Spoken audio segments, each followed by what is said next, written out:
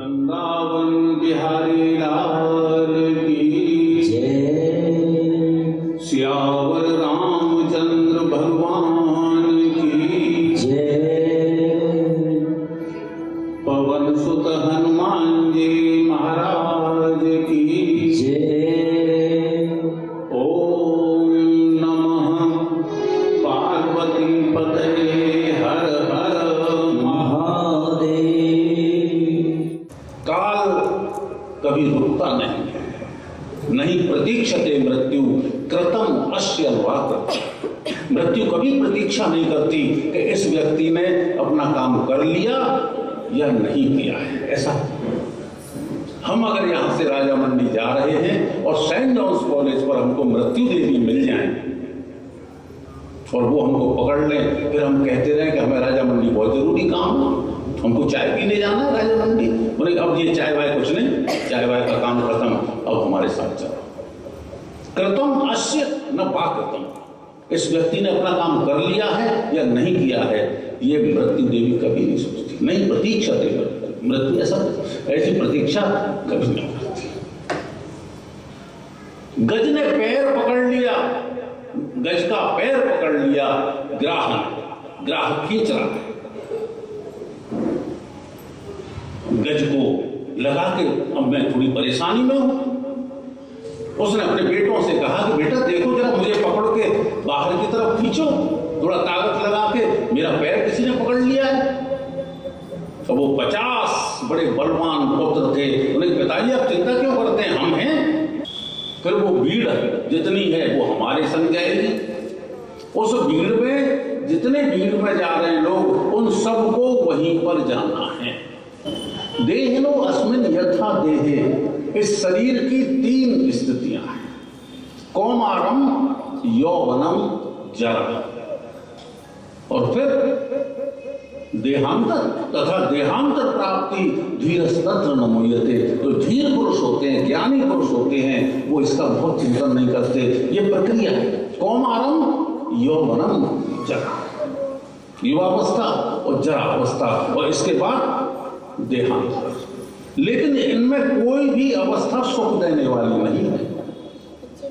योग वशिष्ठ में भगवान राम गुरुदेव वशिष्ठ से कहते हैं, मैंने बताया ना एकांकी संवाद है दोनों के बीच, इसमें किसी तीसरे की एंट्री नहीं है। योग वशिष्ठ में भगवान राम और गुरुदेव वशिष्ठ का ही संवाद है। राम जी कहते हैं, गुरुदेव मुझे ये चारों अवस्था अच्छी नहीं लगती। कुमार अवस्था मुझे प्रिय नहीं है, चाहे किसी को भी हो। क्यों? क्योंकि बच्चे का जो मन होता है वो वैश्या का और बानर के जैसा होता है। देखो, एक महात्मा प्रातः के समय स्नान करने के लिए जा रहे हैं। मार्ग में एक जुलाहे का घर है, जुलाहा जो कपड़े बनाता है। महात्मा ने देखा जुलाहा वस्त्र बना रहा था, जुलाहे को बुलाया, जुलाहा आया, उसने चरणों में प्रणाम किया महात्मा को और जुलाहे से कहा, भाई जुलाहे तुम सवेरे सवेरे क्या बना रहे हो? शृंगी ऋषि ने यज्ञ किया है और अग्निदेव ने खीर महाराज दशरथ को दी है कि ये हमें बांट देव तुम जाए। इस खीर को अपनी रानियों को बांटो, 4 पुत्र होंगे। अग्निदेव ने आशीर्वाद दिया है महाराज दशरथ को कि तुम्हारे 4 बड़े यशस्वी पुत्र होंगे, राजन चिंता हो। और 4 पुत्र हुए, कौशल्या से राम जी हुए और कैकेयी से भरत हुए, सुमित्रा से लक्ष्मण और शत्रुघ्न। ये 4 पुत्र महाराज के नाम भगवान की अछूती। और 4 पुत्र होने के बाद महाराज बड़े प्रसन्न, बहुत प्रसन्न। महाराज दशरथ के तो आनंद ही आनंद। तो 4 पुत्र होंगे तो क्या होगा? प्रकटे हैं राम रमैया अवध में बाजे बजैया। प्रकटे हैं राम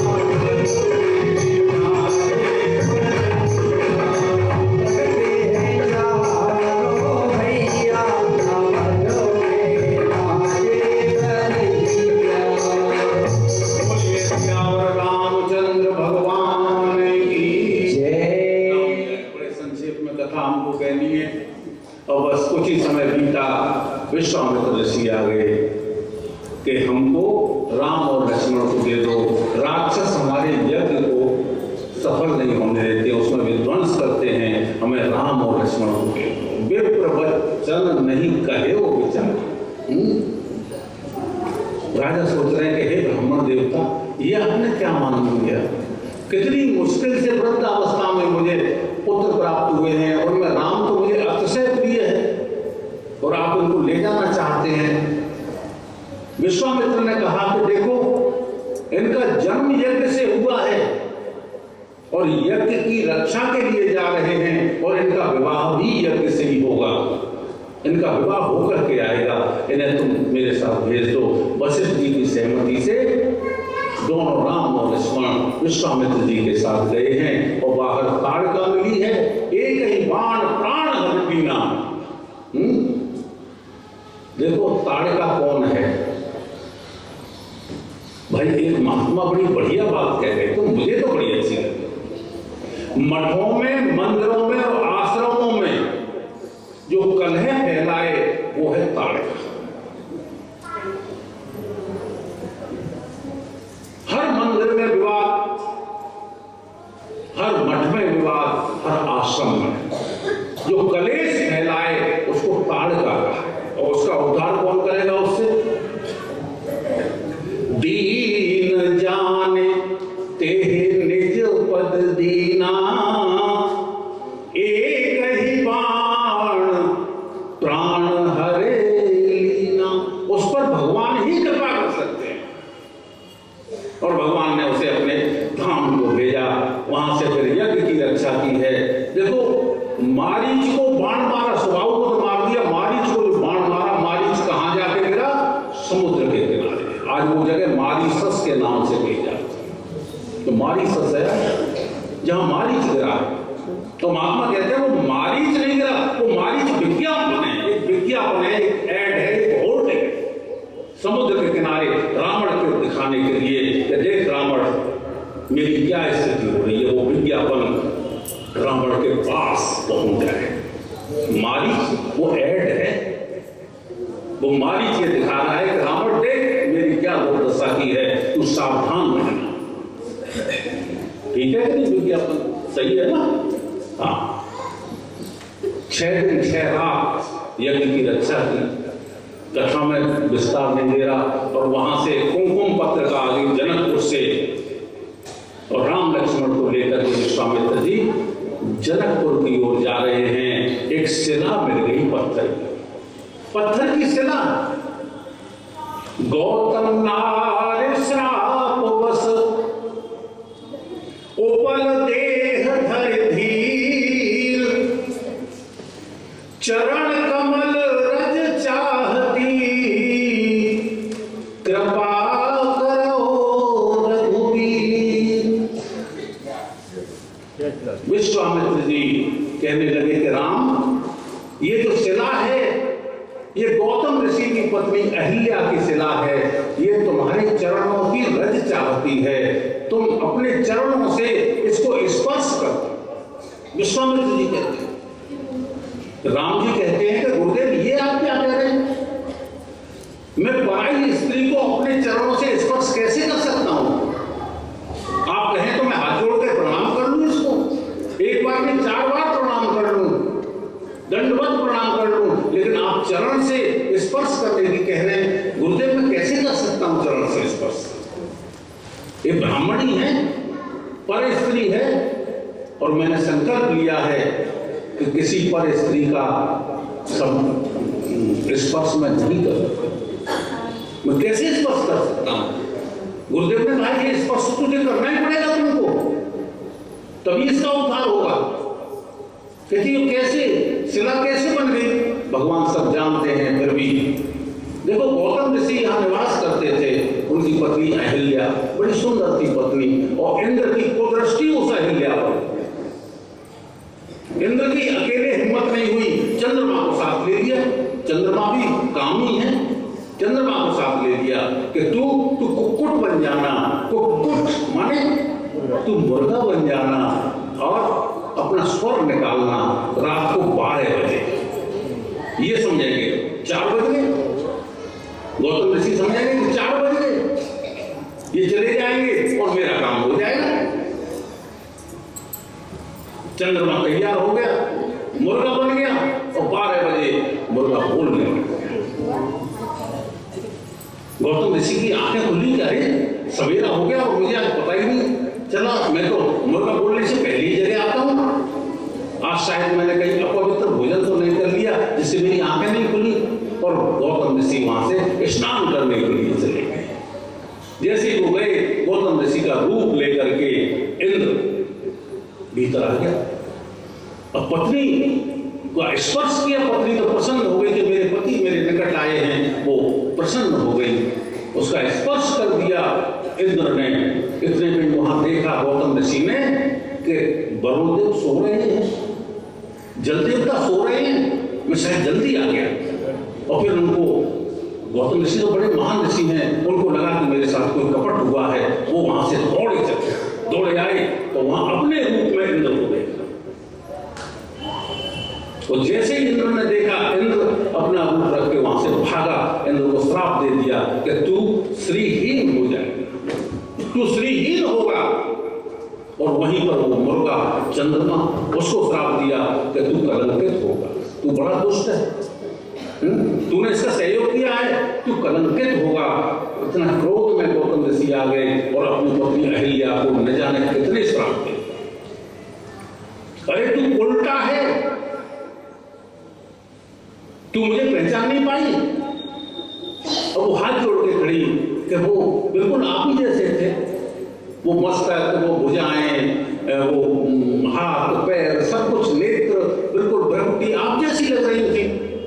कि तो वो ठीक है, मेरा शरीर तो कोई रख सकता है, लेकिन मेरी जैसी प्रवृत्ति, मेरी जैसी प्रकृति, मेरी जैसी संवेदनाएं दूसरे आदमी की नहीं हो सकती, मेरे जैसा स्पर्श नहीं हो सकता। तुम्हें पता है मैं तुम्हें कैसे स्पर्श करता हूं, और दूसरा आदमी मेरा रूप रख करके आए, वो तुम्हें कैसे, तुम्हें स्पर्श से पहचान लेना चाहिए था कि ये मैं हूं कि नहीं। और उसको भयंकर श्राप दे दिया, उसको भयंकर श्राप दिया। अपनी पत्नी अहिल्या हाथ जोड़े शांत खड़ी रही और अहिल्या से कहा कि तू पत्थर की शिला हो जा। तेरे पास कोई जीव जंतु नहीं आएगा, तेरे पास कोई वृक्ष नहीं आएगा। बरसातों में तू भीगती रहेगी, सर्दियों में तू सिकुड़ती रहेगी और गर्मियों में तू झुलसती रहेगी। तेरे पास कोई जीव जंतु तक नहीं आएगा, तो कैसी पड़ी रहना, पत्थर बने भाई स्त्री। अब आप विचार करिए, पत्थर को हम आज के उसमें देखें, कोई स्त्री हो घर में और उसे 5-6 घंटे तक घर का कोई ना बोले तो वो पत्थर हो जाएगी, वो पत्थर जैसी तो हो जाएगी। घर में कोई उससे बात ना करे पूरे दिन, क्या स्थिति होगी उसकी। ऐसा भयंकर श्राप गौतम ऋषि ने अहिल्या को दिया। और अहिल्या हाथ जोड़े शांत खड़ी है, वो समझ रही है कि मेरे पति क्रोध में है, जब इनका क्रोध शांत हो जाएगा तो मुझे कल्याण का मार्ग भी बता देंगे, मुझे कल्याण का मार्ग भी, मैं पत्थर तो बन जाऊंगी लेकिन कल्याण का मार्ग भी यही बताएंगे। और थोड़ी देर बाद बड़ा दुख हुआ गौतम ऋषि को, और फिर कहा कि त्रेता युग में भगवान राम आएंगे, उनके चरण रथ से तेरा कल्याण, त्रेता युग। और आज विश्वामित्र कह रहे हैं कि गौतम नार श्राप बस उपद देह धर धीर, चरण कमल रज चाहती कृपा करो रघुवीर। हे रघुवीर आप कृपा करो, इसको चरण से छू दो। ना मैं ब्राह्मणी है, पर स्त्री है, मैं इसका स्पर्श नहीं कर सकता। गुरुदेव आप कहें तो मैं हाथ जोड़ के इसको प्रणाम कर लूं, दंडवत कर लूं, प्रणधाय कायम शरीर के साथ लेट कर इसको प्रणाम कर लूं, ये माँ के समान है, मैं इसका स्पर्श चरण से कैसे कर सकता हूं। तभी बस भगवान की कृपा हुई, भगवान की अपनी प्रेरणा, और उनके चरण से रज ओढ़ करके और शिला पर गिर गई।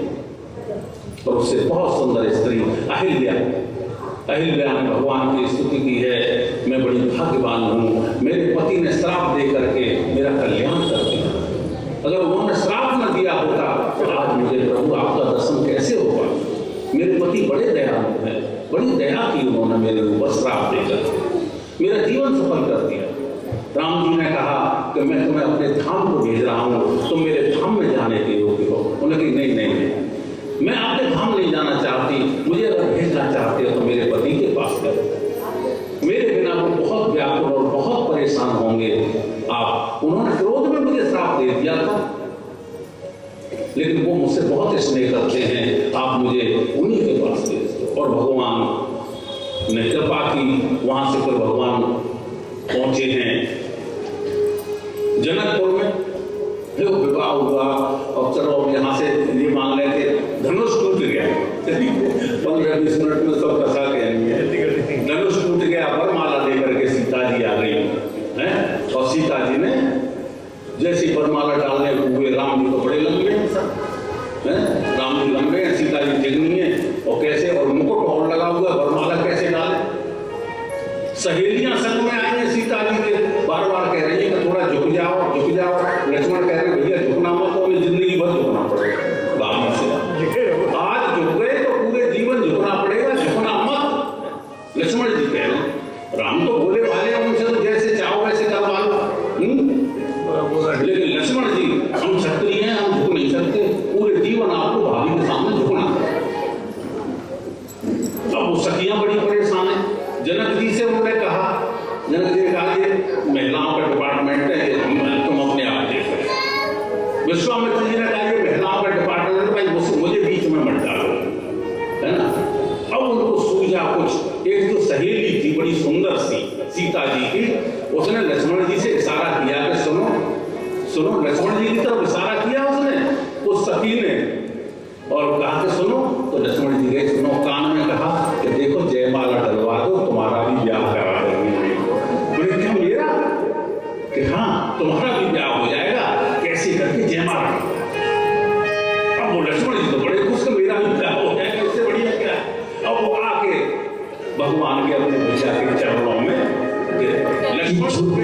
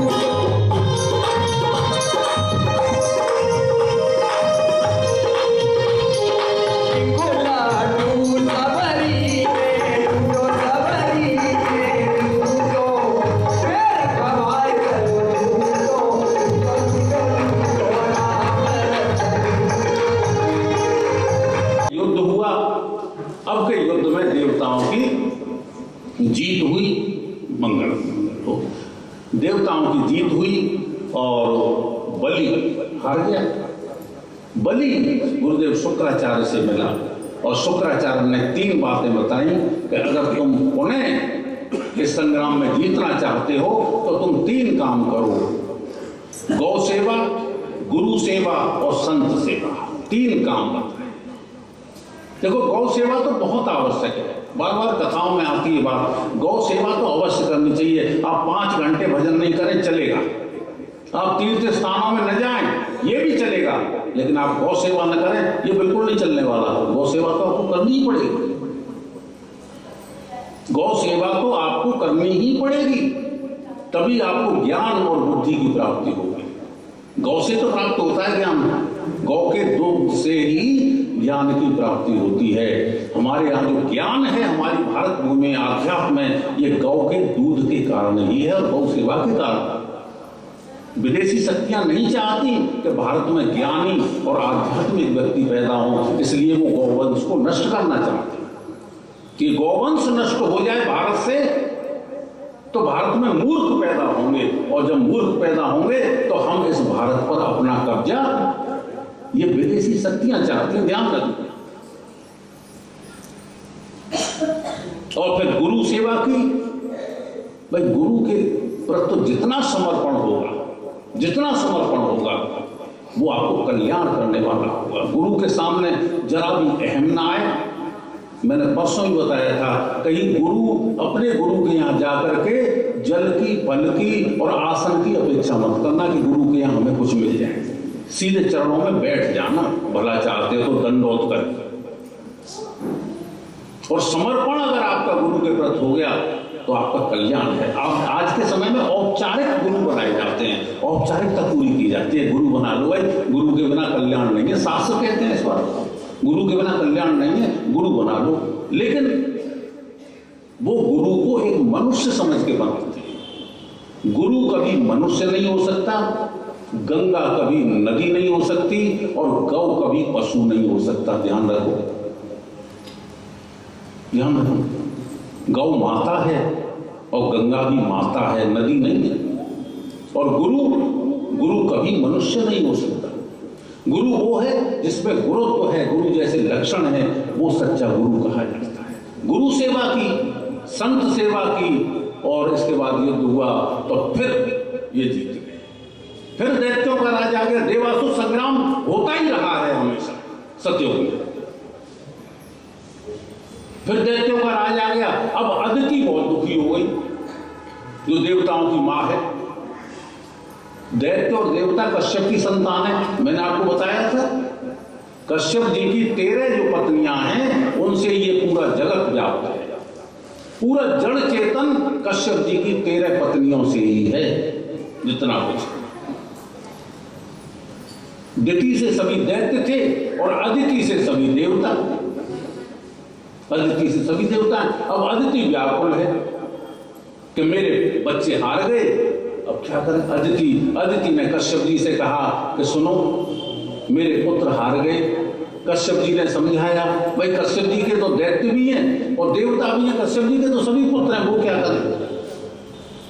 लेकिन जब नहीं मानी तो कश्यप जी ने कहा कि तुम 12 दिन का पयोव्रत करो। आप सब ध्यान से सुन रहे हैं, जिनके संतान नहीं है वो ध्यान से सुन लेना, या विलंब हो रहा है। 12 दिन का पयोव्रत करो, फाल्गुन शुक्ल पक्ष प्रतिपदा से लेकर द्वादशी तक। ऐसी स्त्री को केवल दूध पर रहना चाहिए, गाय के दूध पर 12 दिन पयोव्रत से। जिसके संतान में विलंब हो रहा है या संतान नहीं हो रही है, तो ये पयोव्रत जो है ये श्रीमद् भागवत महापुराण में इसको कहा है। 12 दिन का पयोव्रत किया और फिर उनके यहाँ वामन भगवान का प्रागट हुआ। बोलिए वामन भगवान की जय। और वामन भगवान ने वहां पर यज्ञोपवीत गुरुदेव बृहस्पति ने किया है। माता अदिति ने कोपीन पहनाई है। कोपीन क्या होती है? लंगोटी, है ना। और ब्रह्मा जी ने कमंडल दिया है और मुंज मेखला जो ब्रह्मा जी ने दी है। तो वहां यज्ञोपवीत जब हुआ है तो गुरुदेव के लिए, बृहस्पति के लिए भीख मांगी है। पास में भीख मांगते हैं दीक्षा यज्ञोपवीत संस्कार में। भीख थोड़ी सी मिली, बृहस्पति ने कह दिया कि मुझे ये नहीं चाहिए, इतनी भीख नहीं चाहिए, अगर मुझे कुछ देना है, गुरु दीक्षा में देना है, तो मुझे त्रिलोकी का राज चाहिए, बलि से त्रिलोकी का राज ले। और वामन भगवान फिर वहां से चले हैं। कितना सुंदर रूप, 8 वर्ष की अवस्था है, सिर पे जटाएं हैं और गले में यज्ञोपवीत धारण किया है, कांख में मृग चर्म लगा हुआ है, पैरों में पादुका है और कमर में मुंज मेखला, हाथ में छत्र और दंड लिए वामन भगवान सीधे जा रहे हैं बलि के। और बलि के यहाँ यज्ञ हो रहा है बाहर। बड़ा विशाल यज्ञ हो रहा है। गुरुदेव शुक्राचार्य जी यज्ञ करा रहे हैं। वहां प्रकाश, भगवान का प्रकाश जब उस यज्ञ में पहुंचा तो राजा बलि बोले, गुरुदेव इतना प्रकाश कैसे आ रहा है? ऐसा लग रहा है कि हमारे यज्ञ में साक्षात सूर्य भगवान आ रहे हैं। गुरुदेव ने कहा कि राजन, सूर्य में इतना प्रकाश नहीं है, सूर्य में इतना प्रकाश कहां है? ये तो कुछ अद्भुत चीज है। दिव्य सूर्य सहस्त्रस्य भवे दिव्य पदुत था यदि भासदृशी सा भासस्तस्य महात्मा। दिव्य सूर्य सहस्त्रस्य, भगवान कितने प्रकाशवान है। दिव्य सूर्य सहस्त्रस्य, जैसे हजारों सूर्य एक साथ निकल रहे, हजारों सूर्य एक साथ। अब गोपियां कहती हैं कि मैया जी माखन चुरा लेता है, और मैया कहती है कि उसको अंदर रख दिया करो कमरे में भीतर। अरे कि लाला पहुंच जाता है तो उसमें एकदम बहुत तेज उजाला हो जाता है, हम कहां छुपाएं? अंधेरा रह नहीं पाता। जहां भगवान है वहां अंधेरा रह सकता है? हजारों सूर्य का जितना प्रकाश है उतना परमात्मा का उससे भी ज्यादा प्रकाश है। और वहां पहुंचे हैं तो महाराज बलि दौड़े दौड़े आए, रानी विंध्यावली और उनकी पुत्री रत्नमाला, तीनों ने आकर के और वामन भगवान की आरती उतारी है। अरे ब्राह्मण देवता, हे बटुक, आप तो बड़े सुंदर हैं, आप तो बड़े सुंदर हैं, आरती उतार रहे हैं। और रत्नमाला जो उनकी बेटी है, सयानी बेटी, वो आकर्षित हुई वामन भगवान की ओर। काश काश ये मेरा पुत्र होता, मैं इसे अपने आंचल में लेके दुग्ध पान कराती, मैं इसे दूध पिलाती, ऐसा मेरा बेटा होता। लेकिन जब बलि को पूरी तरह उसका साम्राज्य नष्ट कर दिया तो वही रत्नमाला कहने लगी, अरे मैं इसे दूध में जहर मिला के पिला, वही तो पूतना है, पूतना वही रत्नमाला है। मां दूध पिलाने कह रही है। पूतना के दो रूप हैं, एक प्रेम का रूप है और एक द्वेष का रूप है, दो रूप है। तो वहां आरती करते में राजा बलि कह रहे हैं, हे ब्राह्मण देवता, आपके सौंदर्य को देखकर यह लग रहा है कि मैं सब कुछ राजपाट आपको देकर के और वन में चला जाऊंगा। तो वामन भगवान मन में कहने लगे कि तेरा सब कुछ लेने ही तो आया हूं बेटा, ये कमंडल में लिए डूल रहा हूं ना, अब तेरे हाथ में आने वाला है, तू भिखारी बनने वाला है, मैं भिखारी की तरह आया हूं। तेरे द्वार खड़ा भगवान भगत भर दे रे झोली, तेरे द्वार खड़ा भगवान भगत भर दे रे झोली। तेरे द्वार खड़ा भगवान भगत भर दे रे झोली। हम जा रहे हैं और प्रणाम करके वहां से 50 जो पुत्र थे वो चले गए। बहुत दुख हुआ गजेंद्र को। अरे मैंने इनको खिला पिला करके इतना बड़ा किया, मैंने इन बालकों के साथ क्या क्या नहीं किया, और जब मैं संकट में आया तो ये मेरे बालक मुझे छोड़ करके चले गए। जब मुझ पे कष्ट आया है, और आप जानते हैं कि जब मृत्यु आती है तो पैरों से ही आती है। पैर को ही पकड़ा है गजेंद्र के।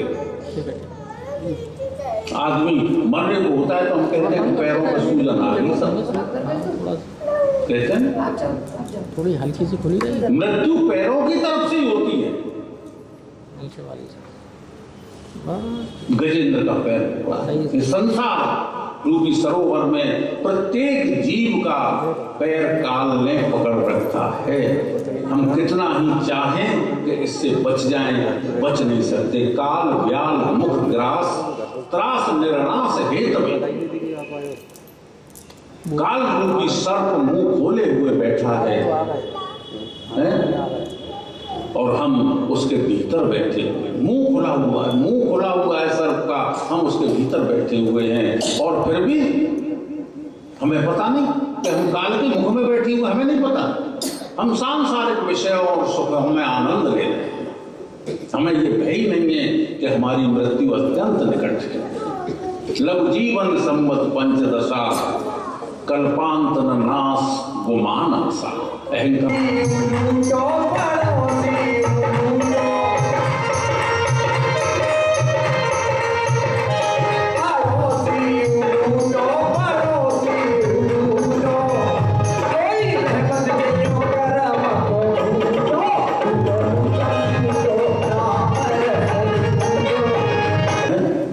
जिस दिन हमारी मौत की शहजादी आएगी, न सोना काम आएगा न चांदी काम आएगी, कोई चीज काम नहीं, और हमको जाना ही पड़ेगा। गीता इस बात को बार बार कहती है कि जन्म मृत्यु जरा व्याधि दुख दोषान दर्शना इंद्रियार्थेषु वैराग्यम मन अहंकार एव च। जन्म मृत्यु इनके मध्य में है जरा और व्याधि। जन्म मृत्यु जरा व्याधि दुख दोषान दर्शन। भगवान कृष्ण कहते हैं कि इन चारों का नित्य चिंतन करो। ये चार दुख हैं, इन चारों दुखों का प्रातः उठ करके चिंतन करो। जन्म का दुख, जन्म के समय कितना दुख होता है?